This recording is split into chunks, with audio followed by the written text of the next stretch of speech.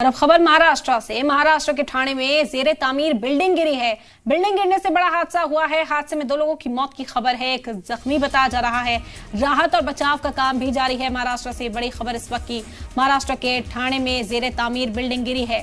Building गिरने से बड़ा हादसा हुआ। हादसे में 2 लोगों की मौत की खबर, एक शख्स जख्मी भी बताया जा रहा है, जिसका इलाज इस वक्त जारी है।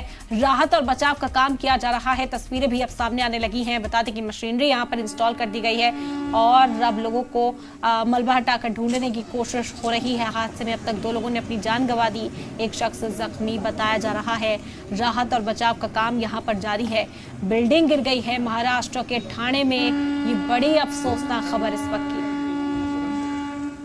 एक प्राइवेट सोसाइटी है, उनका खुद काम चालू था और कंस्ट्रक्शन कंपनी का जो काम चालू था वहाँ पे 6-7 कामगार काम कर रहे थे। उसमें से 3 कामगार जो थे वो एक मट्टी का जो पूरा मट्टी उनके मलबा जो था वो उनके आंग पे गिर गया, उसमें वो फंस गए और बाद में निकालने का कोशिश किया।